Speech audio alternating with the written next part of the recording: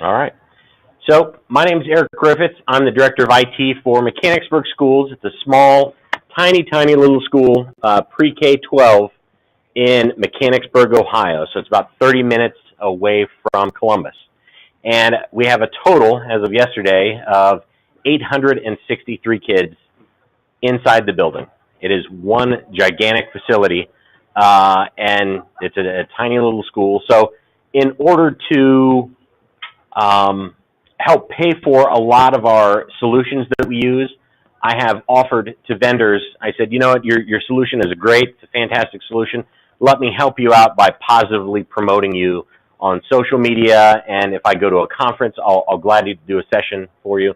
So, full disclosure, we pay for the product, but I also am promoting it today because they helped to reduce the cost of that product for us, okay? Now, I wouldn't present for them if I didn't like the product, okay? So that's just me. And so if you don't know what Kami is, first of all, how many of you have downloaded and played with Kami a little bit, okay? So what I'm going to do is give you a code. If you haven't downloaded it yet, it allows you, it extends the trial with a promo code today.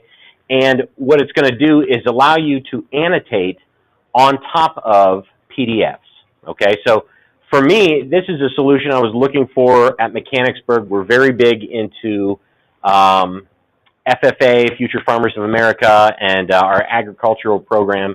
And they have a lot of handouts that they would use in order to, place those down. They say, okay, we want to digitize these.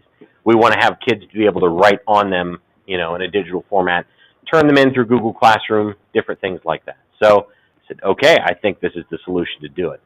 So for me, it was a need. It's a great transition into going digital for your classroom. Instead of having to recreate all those dittos and handouts and different things that you love, just scan it in with a copier, you got at the end of the hallway that turns things into PDFs, and then allow the kids to annotate on top of that. So what I'm going to do is show you how this is done today with a sample Google Classroom session, and I'm going to show you how that when you add Kami in there, you can send it out and your kids can annotate on top of a PDF that you download, any PDF that you download, okay? So, a little bit about me. I'm married with children, both of which are at home with my mother-in-law today. They've been out with strep throat and bronchitis last 2 days, so I got that going for me. And so, yep, they're doing that at home. I'm the IT director for Mechanicsburg Schools. I used to do a podcast called The State of Tech, and that was a number of years ago. And they recently tagged me in some article that said, still the number 6 educational podcast. And I thought, man, that's sad because we haven't updated it in like 3 years. So maybe we need to bring that back. But anyway, I've done a lot of neat podcasts and different things like that with our solution. So there's my contact information on LinkedIn, and then my Twitter handle, Mr. Grifftastic. Please follow me. It's a fun time. All right, so what is Kami? As I said, it's a extension that you're going to load within your Chrome device, right, or within Google Chrome, and it's going to allow you to annotate right on top of PDFs, okay? So it's a really cool solution. I'm going to give you some great use cases of how we use it in the classroom. Then I'm going to demo how it works in Google Classroom, and then I'll have some tips and tricks and other resources for you there. So the first thing I want to show you is the demo of how it works. So first of all, again, how many of you have installed it? Okay. Let's go ahead and review how that's done to install it. I'm going to jump to the end where it says link to my extension. And when you click on this, it takes you right to the classroom or right to the web store. And then what you're going to do is say add to Chrome. Okay? Once you add that extension to Chrome, then what it's going to do is sort of take over as your default PDF solution. In order to prove that that happens, I'm going to jump into my Google Drive, and I'm going to jump over to here under Settings, and I'm going to go down to Manage Apps. And if I scroll down, we'll find, let's see, Kami. Got a lot of them. There it is. So right there it says, okay, use by default, okay? So what you can do is make it so whenever you open up a PDF in your Google Drive or within Chrome, by default, you check that little button, it's going to use it every time. Now there's a pro and a con to this. The pro is you get the ability to annotate on the PDF every time. The con is when you open it up, we have ours set for our district to automatically download it and save it, any PDF, to your Google Drive. So what happens is if you open up an email, you double click on it, and you're looking at that PDF, maybe it's a quote, maybe it's a document from somebody, and then you close that, and then you go back to that email and open it up again, it opens up and Kami says, hey, this is the second time I've downloaded this. What do you want me to do?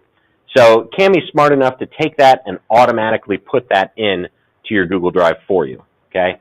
Now, the feature I'm describing here has to do with the paid version, okay? And I'm going to get into why I bought it versus just used the paid version in a bit. But this is how you turn that feature on right there. So again, every time you open up a PDF, it's going to do that, okay? So let's go ahead, and once you've installed it, you click Next. You do that. I'm going to jump back up, and we'll click on one of the demos here of a PDF. And this is one that I found online. So as soon as you open it up, yep, and you can see this is what I'm talking about. It says, hey, you've previously annotated on this document, okay? It's kind of like a Google document because it saves it to your Google Drive. It's going to remember that, hey, you used this document before and you saved it to your PDF or saved it to your Google Drive. So it's going to say, hey, it's already there. I typically just close this, okay? But the first time you do it, it's not going to prompt you with that, okay? So Kami loaded up. It's nice and fast. So this is what you get when you pay for the full version of the program. So right over here, I have the ability to highlight. And if I click on this, I can change my highlights at any point, and it goes through and I can highlight any of the text on there, okay? So if I have to go through and do a document of any kind, it has what's called OCR, which is optical character recognition, and it's going to scan that document to the best of its ability and allow you to go through and highlight as well as maybe copy and paste off of that document, okay? So if one of the assignments is that you'd like people to highlight things within your document, this is a great app or extension for that. You can strike through, underline, and comment, okay? So on the commenting piece of this, click on here, and if I highlight, it comes over here and prompts me with a commenting option. What I really like about Kami, and this is another reason why I said, okay, you get another $1. So really what this was, I think for us, it was about $3, maybe $4 to buy this per kid. Again, we're a smaller district, so they had to increase that price up there. If you have a larger district, it's probably not that much anymore. But the reason I said, okay, you get $1 for that, I like the fact that you get to highlight and annotate on a PDF. So I'm saying, all right, you get one of my $1 per kid for that. The second is this feedback feature, okay? So if I highlight any text and I say, okay, this student did something here, I'm going to highlight that, I can provide feedback, just like I can on a Google document, right? But there's two other little buttons here that are going to allow me to do this. I can record a video of me providing feedback, or I can record some audio to provide feedback too. So that's why I said, okay, this is a game changer for me, because now if I have my kids even in younger grades do this, that have difficulty reading my feedback, right, or a teacher's feedback in the classroom, you can annotate right on the PDF and click record and provide verbal feedback, okay? Might not help you or speed grading up, or maybe it will, or maybe they're going to notice that you're listening and watching Grey's Anatomy in the background while you grade your papers. It's okay, it happens, right? But it's a cool feature to have built right in. So annotation and video recording built right in as a commenting and feedback solution. So pretty neat. Unfortunately, I can't do either of those because I'm using this to record right now, and it would just, like crossing the streams in Ghostbusters. Remember that movie? Similar concept. So I have the ability to place text on top of it, and this is my, okay, you get another $1 for this, because that's what I was really looking for, right? I was looking for the ability for me to scan a document, dump it into Google Classroom, and the kid to click on it and then start typing in and filling out text information. So right down here, if I needed to fill this out, I can click and then just start typing.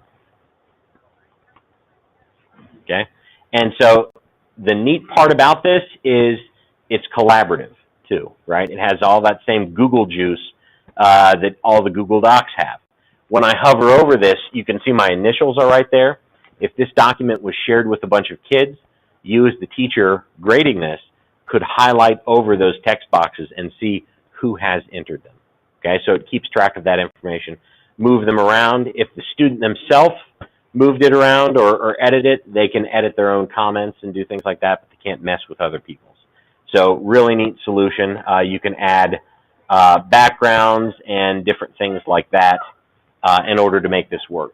One of my suggestions for Kami was, what if you made it so that I could pre-fill out where I wanted the kids to enter that stuff, and I could create this and put little boxes there and say, I want you to fill out here, here, here, and here, and then they would just be little yellow boxes. That feature's not there yet, right, within Kami, but they took that suggestion and said, yes, we like that. So anyway, very neat feature that's built right in there. So annotation, being able to click and type and change your text right in there. Come on in. The other thing that they recently added was the equation feature. And this actually was one of my suggestions that they took and said, hey, you know what, we'll run with this. We really like this. Especially in those math worksheets, right? I feel like math is the, the problem child for Chromebooks, because it's really tough to do unless you have a touchscreen Chromebook, you know, so I feel like I leave a lot of my math teachers out when I say, yeah, just go to this website and knock these out, right? Well, now they have an equation editor built in so that when they click on this, they can insert symbols and actually make equations right there on the screen, okay? The other reason why I really like this is you can actually draw right on top of this, okay? So they're drawing tools, so up here at the top, you know, it says put the greater than or less than value in there. I could just click on the text box and put the greater than or less than symbol there, but I like the fact that when I click on this and click on the paintbrush, I can change the thickness of my stroke, which is the width of the line, and I can say which one is greater than, which one is less than, right? So to be able to draw right like that on the device, it's kind of a neat solution. So if your organization, if your school district does have touchscreen Chromebooks, it's a matter of just tapping on the screen and writing on it right there. That absolutely works. It's really neat. So the fact that you can change in different colors, so you as the teacher could go back through, click on red, and then just circle, you know, and insert a comment if you needed to. Okay, so really neat, really cool application. The next thing that they did was allow you to insert an image, okay? For this, I saw a really great idea from a couple of folks online, and I think Alice was one of the people that promoted it as well, but the use of stickers, right?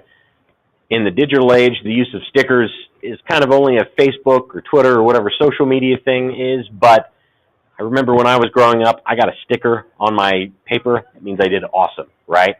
So take a little bit of time for you to curate those stickers, right? But if you start to find those images, different things like that, you can go through and start to add, let's see if I have any Chromebooks, you can start to add images in there and then place them on the screen, okay? So fun little stickers. I'm sure, in fact, later today, I'm doing a session on Google Drawing. I'm going to show you a website that has a ton of images on there that you could definitely use as stickers, okay? So if you're in the grading business, right, which I'm assuming most of you are, and you want to place stickers, good job, whatever, on pages, different things like that, you can do that, and it's a great thing. It's a great feature of this. I've also seen where a teacher has a please sign this sticker, and the kid has to take that home to the parent, and then the parent is supposed to sign, you know, with their pen or something like that.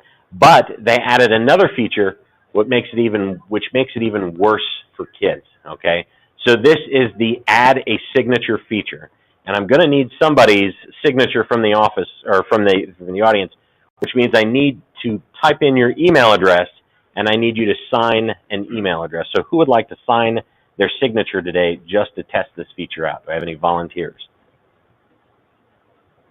Yep. Okay. So how this feature works, I'm going to ask for your signature here in a second. How this feature works is you have to send out, and you can see I have a couple of different signatures already. Put mine in there. Couple of different signatures that I want to send out. So I click on the signature button, and then right up here it says draw a signature on the phone. And then it says, okay, I need to email the link. So what is your email address? Yes, that was the caveat. Would you like me to just use mine? You can come up and sign? Yeah. Okay. Okay, so I'm going to send this to myself. And now it says email sent. And within a couple of seconds, I'm going to get an email. Well, it depends because I have Sprint. So it may be like minutes, right? But what's going to happen is I'm going to get that email message. And then, yep, so it says no reply from Kami. And so I'm going to tap on this. And then it comes up with a link. And I'll show on the camera here what this looks like. The link pops up like this, and it just says tap on the signature, okay? So it says tap on the signature. You get an email notification. You could send this to a parent. You could send this to anybody else. So all you have to do is tap on this signature, and then if you want to come up here, on this, well, eventually it says, welcome, Eric Griffith, okay? This little message pops up that says welcome. They hit start, and then with your finger, if you would, just draw your signature. Okay, so as soon as she's done doing that, you hit send, right? Or save, what was the button? Save. Save, okay. So again, takes a couple of seconds, but within a couple of seconds, that's her signature right there. Okay, so the technology to do that, it raised an eyebrow for me. I'm not going to lie. As a tech person, even though I have poopy Sprint, service, that's still pretty impressive. So I can click and then insert her signature, and then I can drop that right where I need to, click on it, move it around, right on the piece of paper. So for me, I said, wow, that's pretty cool. All right. Imagine you've got a frustrated parent and an athletic director, and they're like, we need to have these forms signed right now. Hey, you know what? Let me scan that in for you, and I'm going to send you a text message real quick or an email message real quick. Just need you to sign, and then I'm good as gold. Okay. For me, that was, all right, you get $2 for that one, because that was a pretty cool trick, okay? Now, not something that you'd probably use every day in your classroom, but for us, it's saved a couple of times, right? We've had somebody leave the building, and they're like, crap, I need a signature on this, anything like that. But the ability to do that, that's in that paid feature for me, and the fact that it's built into the paid feature, I said, okay, you've got my money there. So very neat. You can insert signatures. It can be from an image. It can be from an email link, however that works. You saw, and it's pretty, I don't know if you guys have ever demoed stuff before to a group of people. It doesn't always go well, the first time.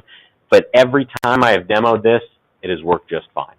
So to me, it's an awesome feature. It works very fast. Okay, so those are some of the features that are built in on Kami right down the side. The very last one is more on this, or actually has to do with text-to-speech. And to demonstrate this one, see if I go down to the bottom, I'm going to click on text-to-speech, and then anything that I highlight, I don't know if it'll do it. Which is a higher elevation.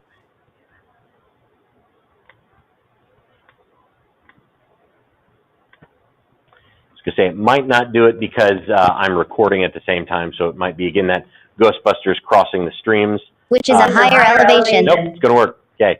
So when I click on this, I can go through and select. Which is a higher elevation, 40 feet below sea level or 14 feet below sea level. So as far as some of the other, third-party solutions that we have that I've tested out there, being able to read content back to you, this has this built right in.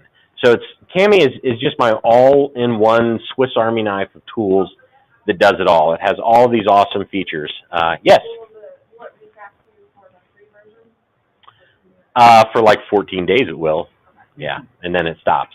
So the free version, I don't believe it does. A lot of these pretty much the bottom half of it is all paid features that, you know, it's sort of worth it.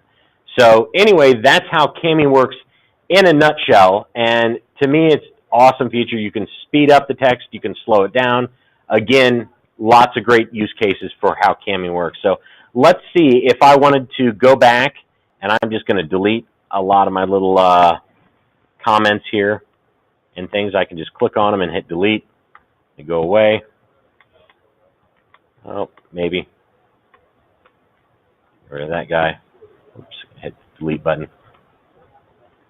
Right? And so let's say I wanted to send this document out to my students, right, in my Google Classroom. What I would do is I would open up Google Classroom. See if I can get another tab open. Jump into Google Classroom. Where are you, buddy? There you are. And I have a lot of classrooms, but I'll go ahead and open up this one that I was testing with our first grade team yesterday. We were practicing doing spelling tests, right? Teaching them how to send out spelling tests to first grade. So anyway, I'm going to use Kami and send this out to that team now. So when I hit this plus down here, I have an option right down here that says create Kami assignment. Okay, so because I purchased this and I installed the extension, and me, the technology director, as the technology director, have pushed out this extension to a grade level or two of children. They all have that as well. The teachers have that as well to be able to add that feature. So what happens is you click create a Kami assignment. It loads it up in Kami and it says, what application do you want to use? And I'm going to click on my Google Drawing, and I'm going to go to recent, because this was that recent solution that I just did. Oops, PDFs, sorry. And I should have, well, there's a quote. I wonder what that's for. I thought that it should pop up. Sample PDFs. So I want to send out this PDF here, and I'll show you what it looks like in a minute, but it has a graph on it. Okay, so I want everybody in my group to graph it. So what I'm going to say is I want to send this to everybody in my first grade team. So I've selected that as the option, and I could give it as a title, test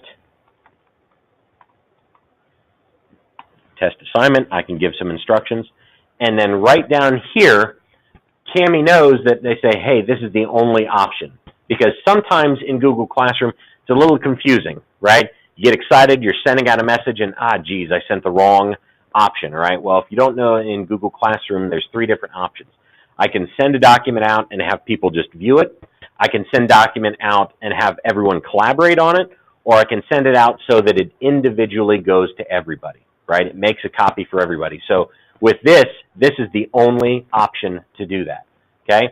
So now that we've selected that, I'll just throw some stuff in there.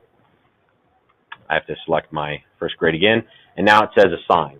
So what happens is I click assign, and then those teachers automatically get that link within their Google Classroom. And what's going to happen is when they click on it, it's automatically going to open up in Kami, and they're going to be able to annotate on it. So now it says the assignment is created. Let's jump back into Google Classroom and see what I sent them. Yes? So it only opens up in Kami if the kids have Kami as well. Well, that's why I purchased it, right? And I pushed out. You can, for a free trial, if you're thinking about doing this, have the kids install the extension. There is a free version of the extension. It just has some limited features on it. It doesn't allow for the voice-to-text. It doesn't allow for feedback and commenting, different things like that. But it does allow you to type text and annotate on top of it. So very basic, but I'm a big believer in, hey, you get what you pay for, you know. So this is one that I chose to pay for. We pushed it out to all of them, and they're able to annotate. Yep. And it's the basics are fine, but it's interesting to see what else is available. Yep, and the kids have the screen version. Yes, but we push it out to all. They're on Chromebook, so we push it out to all of them immediately. Yep. Pops up. And they can still annotate on it. Now, is the drawing tool on there too? I think they're able to draw. Okay, so draw and type in text, I would guess those are the 2 main features. But I've paid for the app so long that I forget which the free version is. So anyway, let's take a look at what this looks like. If we click on this, it's going to open up in my default PDF viewer. This is one I've clearly tested before, but if we open it up inside Kami, you can see this is one that I've collaboratively used, right? I inserted a picture of a minion. We inserted documents on it. I have some feedback in there. You can see anybody who has posted. I can always go back and see who commented on it. So the kids were able to draw graphs, different things like that. The teacher that I sent this to in testing actually drew her name, with the drawing tool, because at the time we didn't have that free version, or at the time we didn't have the paid-for version. So she was trying to draw her signature on there too. So anyway, kind of a neat solution. Yep. I think it's a stylus to be a little bit more. No, because Mechanicsburg is a very small rural community. We don't have the funds for a touchscreen device. I would say in maybe 2 years, probably the cost of touchscreen devices are going to be right there where they're at with regular non-touchscreen devices. When that happens, I'm in line and I'm going to buy one. I'd probably still have them use their finger, only because the type of technology to use a stylus, it depends. It could be a capacitive screen or a glass screen. It just depends on which one you would get. But if they're working on fine motor skills or something like that, then maybe a stylus would be up there. But this will be compatible with stylus or touchscreen devices. So I know that when we were testing this out, we had a few demo units and it definitely worked. So anyway, so that's how it works. The kids are able to work on this. And then what happens is when they're ready to turn this back in, they go back and they'll have a turn in button right there. So the students know, okay, I wrote this document out. Now I have to go back and turn it back in. And that's how that works. Okay. So really neat solution. Just about any ditto or worksheet that you've got, sitting around that you're thinking, I don't want to have to recreate this in Google. This is the answer for that. Sure, it's a couple of bucks to pay for it, but probably you're going to save a lot of money if you're going to count your own time in having to go through and recreate all those activities. So anyway, just a suggestion for that. So, okay. Any questions about? Yeah. Oh, no problem. Mm-hmm. So the collaboration happens. So like how does the collaboration happen? The collaborative piece would happen if I were to jump back into my Google Classroom here and I wanted to send out an assignment. I could go back into this and grab a PDF out of here. So if I wanted to grab this one and share that out, I would make this so that it says students can edit the file, okay? Versus it has that little button in Kami where it says make a copy for each student. When you do that, each student only has the right to look at that document. So don't send it as a Kami assignment. If you want it to be collaborative, don't send it as a Kami assignment. Yeah. So good question. Yep. So, but that's nothing, that's less to do more with Kami and more to do with Google Classroom, how it's being delivered to the students. But the fact that Kami, as long as it's shared with the kids, collaboratively supports, annotation from many students just like a Google document would. So, good question. Okay. So let's jump back to those features here. Actually, my presentation. So we talked about, I gave you a little bit of a demo of it, some great use cases for it. The most odd use case I did was in our FFA classroom. I don't know that much about pigs, but I have learned a great deal over the last couple of years. Apparently, in order to count or identify pigs, you notch their ears. Have you ever heard of this? Yes, this is not something weird that's just done in Ohio? Good. Thought it was a PETA issue, but yeah, no, it's good. There are a lot of things like that, but that's not one of them. But okay, yeah. So, touche, yeah. So apparently you will notch an ear in a pig, and there's a whole counting method to do this, to practice that. So this was a great example. Instead of the kids having a worksheet that they got to fill out and practice notching, right? We were able to go into Kami, insert those PDFs in there, and then the kids had to mark. Now, they did it with a touchpad, and we're going through and marking it because our FFA bought Chromebooks as well. Okay, so that was a great use in order to help integrate technology into their classroom. There was an ear notching solution, and it's probably the first time it's ever been done in Kami before. So anyway, one example of it. Another was when you, let's see, this right here. For younger kids, we talked about, putting stickers and different things like that on the classes for grade levels. Another solution that they've done is the feedback with audio, right? For those kids who still have difficulty reading feedback, listening to feedback, and having to hear it a couple of times was incredibly beneficial for kids. You should always give feedback when you're doing grading. Anyway, it's just the best practice. So this solution allows us to quickly do that. And when you click that record button, right there from your Chromebook, it's going to use your microphone and your Chromebook webcam to do it.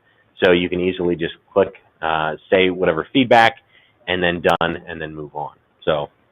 Speaking of grading, I was hoping Kami would be my answer to this problem, so maybe I can find out, and it wasn't, if anybody else has experienced this. So you have the kids annotate on the PDF, and we turn it back in Google Classroom. And I prefer to grade on my iPad because it's a touch screen and everything. So you open it up in Google Classroom, you open up the student work, I see all their annotations, and Google Classroom now has the little, okay, you click on that and all the annotations disappear. Really? We have the same issue too, because we have iPads and Chromebooks.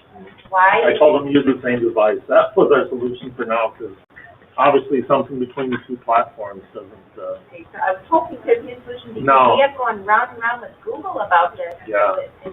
So it's not, we don't think it's our machines, but our kids don't I have think it's an iPad issue. Yeah, I think it is as well, because those annotations are another layer on top of there.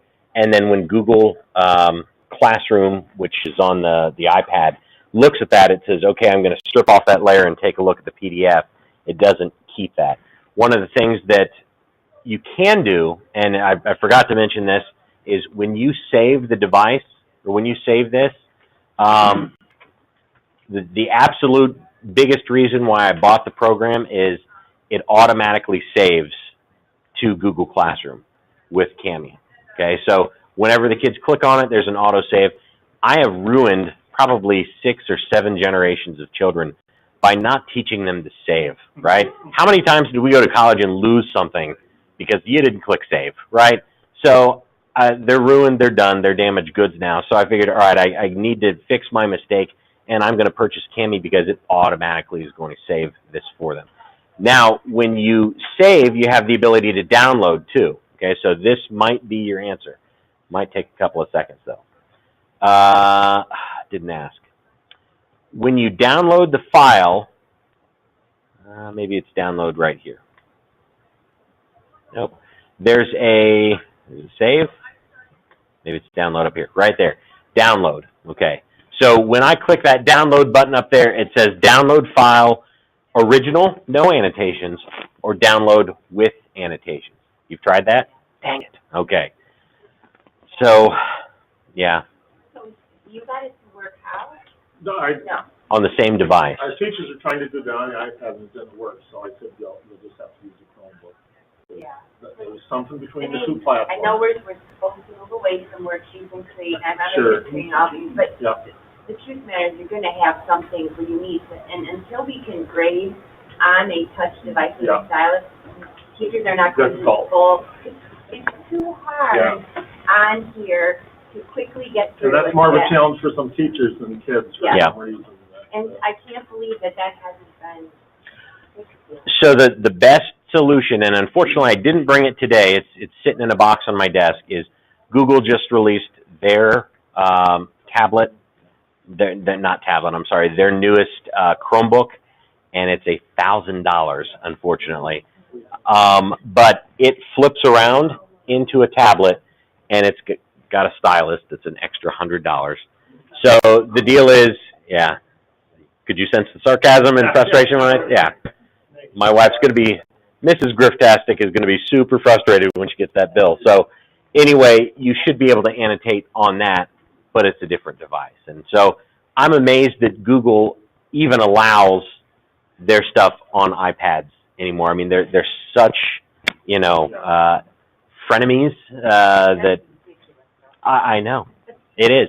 So the frustrating part, and don't take this as a threat or an insult or anything like that, but it's tough because we are working with technology right now that is going to change by the time they get out of college, right?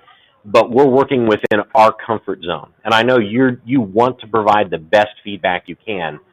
So if it is, not necessarily on a touch device, but maybe it's a Chrome box or a Chrome, a big one with a Chrome base, right? Something like that, where it's a mouse and a keyboard where you can click and type versus, using a trackpad. Whatever's going to make that easier for you, as long as it's a Google device, I'd try that.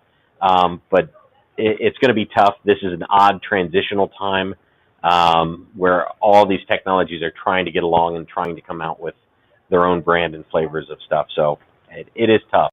But I think for the money, all the things, the benefits this solution does, I'm blown away. They're very receptive to feedback and, hey, how can we help you? How can we add this feature? How can we do that? So I really like Kami. So anyway, any other questions we're on the subject there? Yay? Nay? All right. Well, I timed this presentation to be about 35 minutes, and I think I started early. So anyway, we'll say the last 5 or 6 minutes is yours, but do you guys have any other Googly questions? Since I'm full of Google knowledge, I can probably help you out. So, yes. Well, just real quick, because I have some math teachers playing around with Kami. This is like part of the screen test. Okay. Right. Do you think that's like a good program to use? Is there something better? Is it? Say as a screencast. Right. So they're a math teacher. They're just wanting to show students how to solve a problem. You know what I mean? Like, I mean, it's basically something you can do on a whiteboard, but they're playing around with the idea of saving the document and then posting it in a classroom as reference for students who want to keep that as a permanent, we're kind of like, like, how did you solve this problem? Well, then I can just I can screencast it, I can put it into Kami, I can save it, and then upload it with a reference document. What I do, and this is a low-cost solution, I see that Fenton has these as well, but have you ever heard of IPEVO? So this is a document camera, right? And the reason I really like this, crap, I'm out of USB ports, but I really like this because it works on Chromebooks too. And so what I have set up, really cheap, IPEVO, and they too occasionally send me swag. I just didn't bring any this time, but really inexpensive, but fantastic quality. This one is their IPEVO HD Ziggy Plus. I didn't name it, but that's what they came out with, and it's under $100. And so what it is a microphone and a document camera. And what I do is have my teachers set that up, and then on a whiteboard or a sheet of paper, they're going through and they're writing out, and they're using Screencastify, the free version of Screencastify, to answer questions and go through. Because within Screencastify, there's 3 different options. It allows you to record a tab, your entire screen, or just the camera. So in this instance, they're recording the camera and they're using the audio and recording that. And then you can save it and then post the video. Is that right? Oh, yeah. In fact, let me go ahead and stop this session and I'll show you how that works, since we've got time. All right.